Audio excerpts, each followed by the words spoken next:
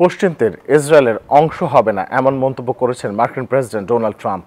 তার এই শীতল মনোভাব পরিস্থিতিকে দিয়েছে নতুন এক মোড়। পশ্চিম তীরকে ইসরায়েলের ভূখণ্ডে পরিণত করার উদ্যোগে মার্কিন প্রেসিডেন্ট ডোনাল্ড ট্রাম্পের শীতল মনোভাব পরিস্থিতিকে দিয়েছে এক নতুন মোড়। এদিকে যখন গাজা পরিস্থিতির শান্তি চুক্তি বাস্তবায়নে চলেছে মার্কিন তৎপরতা, অন্যদিকে জাতিসংঘের নিরাপত্তা পরিষদে হয়েছে ভঙ্গুর যুদ্ধবিরতির ভবিষ্যৎ নিয়ে আলোচনা। অধিকৃত পশ্চিম তীরকে নিজেদের অংশ করার যে কোনো ইসরায়েলি চেষ্টাকে সরাসরি নাকচ করে দিয়েছেন মার্কিন প্রেসিডেন্ট ডোনাল্ড ট্রাম্প। বৃহস্পতিবার তিনি সাফ জানিয়ে দেন, পশ্চিম তীর নিয়ে কোনো পদক্ষেপ নেবে না ইসরায়েল।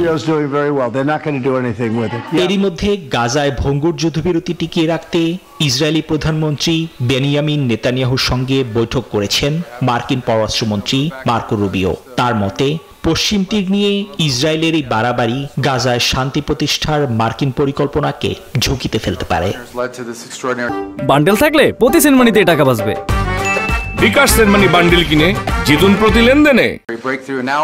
বৃহস্পতিবার গাজার পরিস্থিতি নিয়ে উদ্বেগ প্রকাশ করা হয়েছে জাতিসংঘের নিরাপত্তা পরিষদের বৈঠকেও। সেখানে ইসরায়েলি রাষ্ট্রদূত জানিয়েছেন, তাদের 13 জন জিম্মি এখনও হামাসের কাছে বন্দী।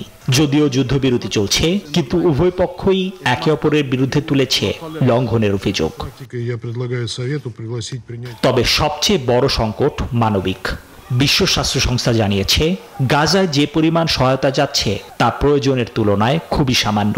এই পরিস্থিতিকে বিপর্যয়কর উল্লেখ করে রাফা সীমান্ত খুলে দেওয়ার জন্য ইসরায়েলের প্রতি আহ্বান জানিয়েছে WHO। Nibir Amin, news 24।